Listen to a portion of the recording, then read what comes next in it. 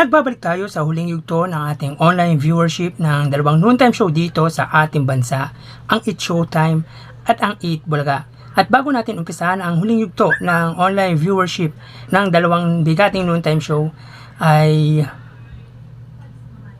nakikiramay muna tayo sa naiwang mahal sa buhay ng veteran actress na si Jacqueline Jose o Mary Ann Jane Santa Ana Gook.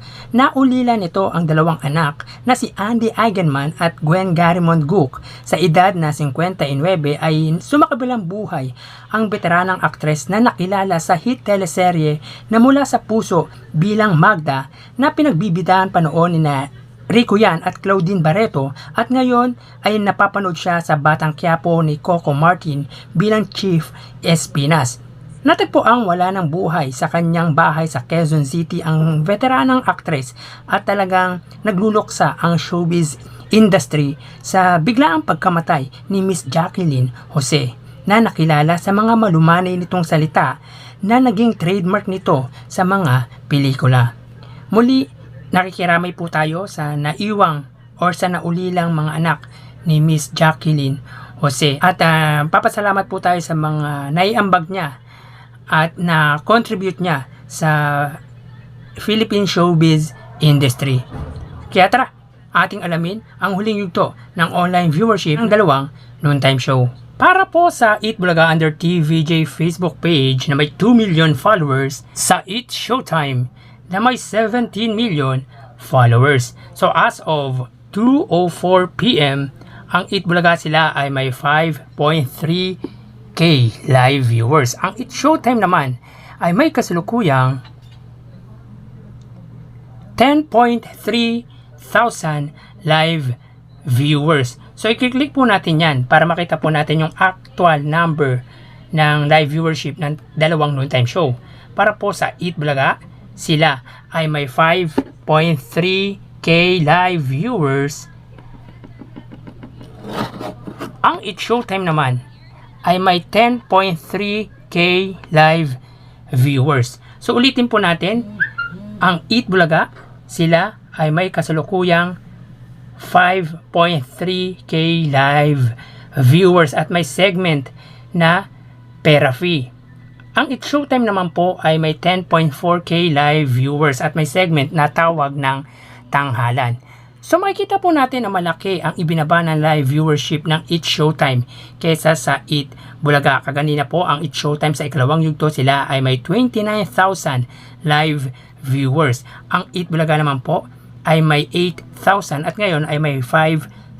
So ibig sabihin ay 3,000 lang ang nabawas sa live viewership ng Eat Bulaga sa huling yugto ng online viewership. So mapunta naman po tayo sa TV Network YouTube channel para po sa Eat Bulaga under TV5 Philippines na may kasalukuyang subscribers na 1.69 million subscribers. Sa It's Showtime naman po under ABS-CBN Entertainment YouTube channel na may 47 million subscribers.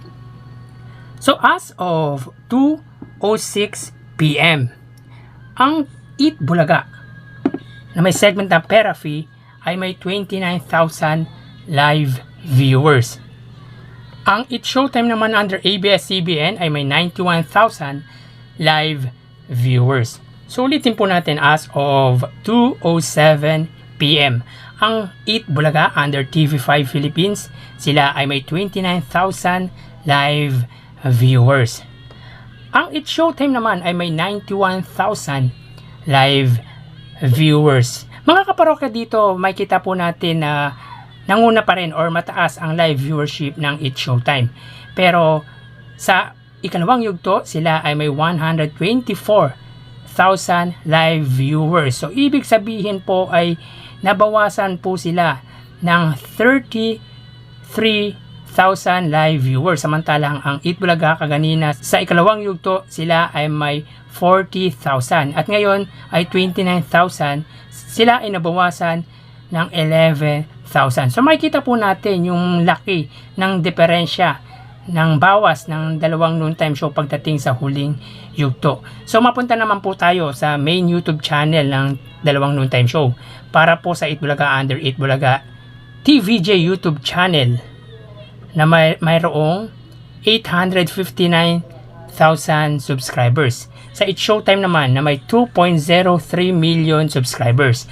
So as of 2:08 PM, ang Eat Bulaga, sila ay may kasalukuyang 42,000 live viewers.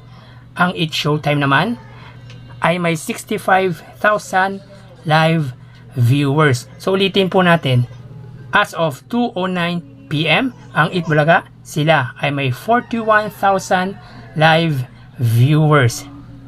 Ang It's Showtime naman, sila ay may 64,000 live viewers. So dito sa main YouTube channel, ang nanguna ay ang It's Showtime.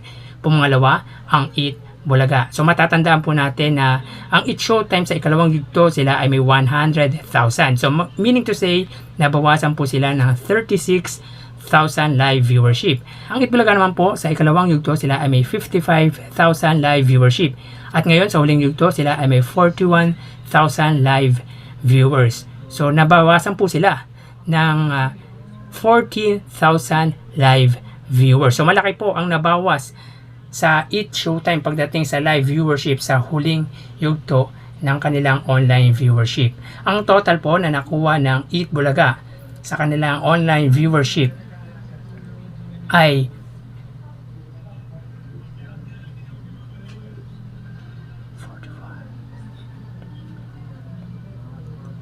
75,000 live viewers. Ang It's Showtime naman ay may total na